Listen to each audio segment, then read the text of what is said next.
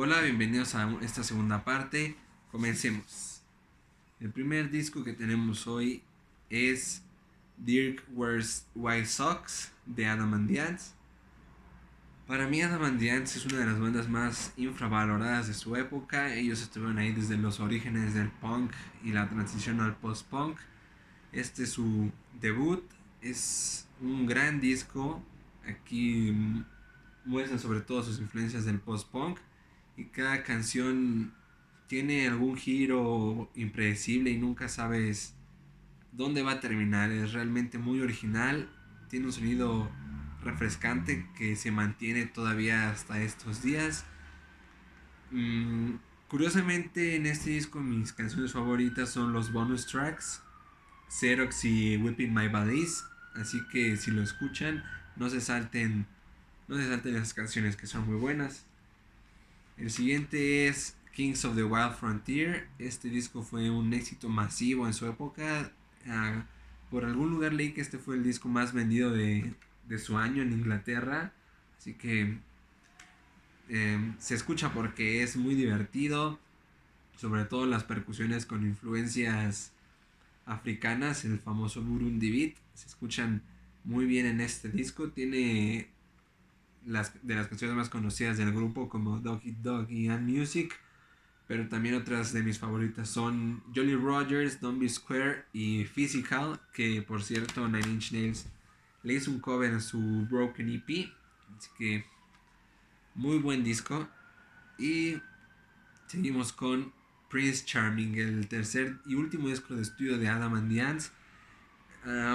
Según tengo entendido, en esta época la banda tenía muchos problemas entre los miembros. Adam Ant no confiaba en el resto de los miembros, sentía que no estaban realmente comprometidos con la banda y ciertamente estos problemas se pueden apreciar en el disco, ya que no es el peor de su discografía, sin dudas.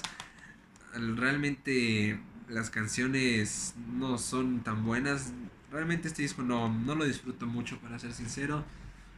Pero tiene algún par de canciones que aún así valen la pena escuchar, como Picasso visita el planeta de los simios, así tal cual se llama la canción.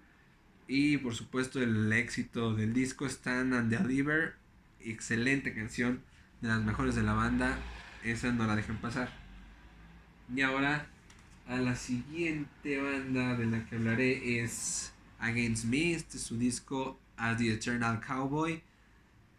Este fue lanzado en el 2003 y aquí todavía se puede apreciar esa fusión tan característica de Against Me, de un poco de folk con punk, un sonido muy divertido, muy entretenido. Es un disco muy corto.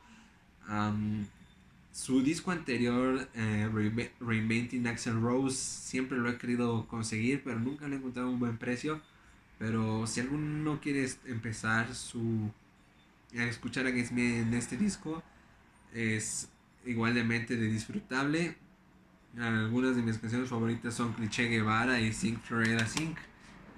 Muy gran disco, muy bueno. El siguiente es Searching, Searching a Former Clarity. Otro disco de ese mismo estilo. También increíblemente bueno. Todos estos discos, su Reinventing Axl Rose, Eternal Cowboy y tienen sonidos muy peculiares. Si te gusta uno de ellos, puedes seguirte al siguiente sin problema y te garantizo que te va a gustar. No hay mucho más que decir. Escúchenlo. Luego empezaron a tener un sonido distinto, como que ese lado folk dejó de permear tanto en su música y hicieron como un sonido más comercial, por así decirlo. Este es New Wave del año 2007. Es, es de sus discos más conocidos, probablemente el más conocido. Quizás hasta algunos pueden decir que fue el disco en el que se vendieron. Yo sinceramente no creo eso.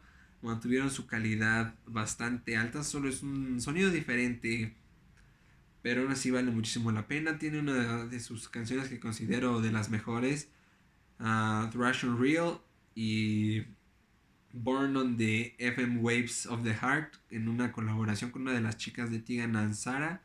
No sé exactamente cuál de las dos. Muy bueno, muy entretenido. La última canción, The Ocean, es muy interesante porque es la de las primeras declaraciones donde Laura Jane Grace admite tener como ciertos pensamientos sobre su identidad de género.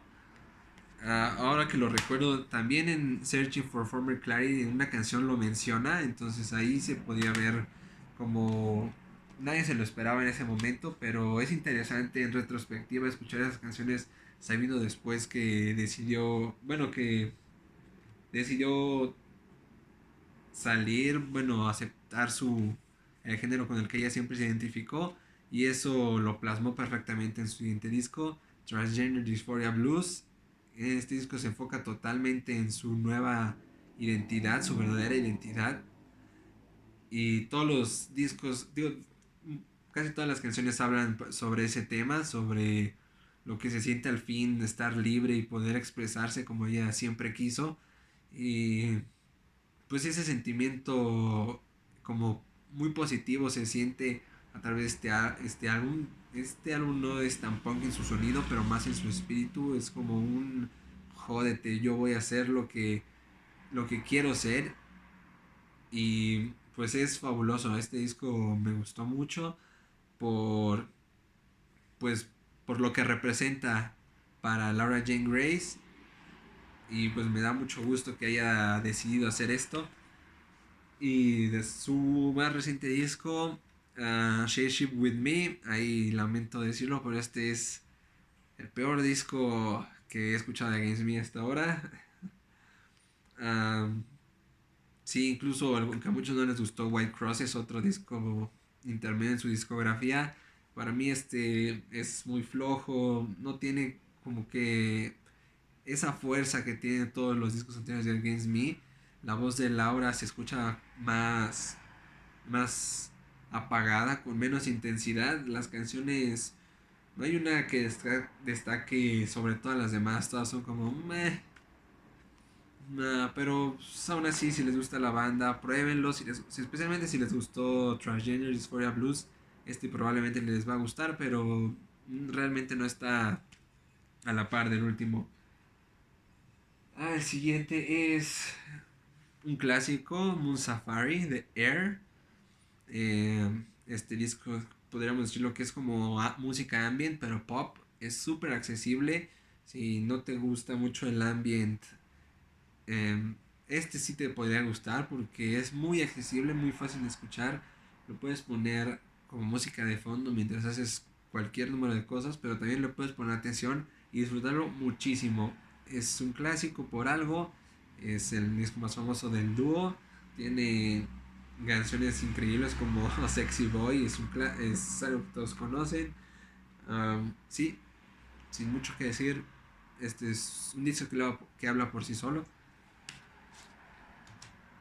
Después tenemos Alice in Chains, Dirt, su disco más famoso, su mejor disco para muchos, el que los puso como uno de los grandes de la música grunge. Yo en lo particular no soy un fan del grunge, pero este disco es irresistible. Tiene riffs pesados y muy buenos. Por ejemplo, el de Rain When I Die o Them Bones. Son clásicos. Wood también, increíble manera de cerrar el disco. Muy triste las letras, es algo como depresivo, pero vale mucho la pena escucharlo. Incluso si no eres fan del género, seguro vas a encontrar algo. He sabido de fans del doom metal y del sludge que lo disfrutan también. Entonces ahí lo tienes. Y finalmente este disco de American Football, el, el autotitulado, el LP2, su gran retorno. Y pues lamentablemente es el único disco que tengo de ellos, pero y es el peor de su repertorio. Nunca he encontrado el LP1 en un buen precio o accesible. Terminé con este y pues es que decirlo, es un disco bastante aburrido. Realmente no le hace justicia a la banda. Si van a empezar a escucharla, no empiecen por este disco. Este disco no tiene mucho que ofrecer. Incluso a los fans de la propia banda parece que es un acuerdo entre todos que Es un disco que realmente no vale mucho la pena. Pero pues ahí lo tienen. Eso fue todo por este video.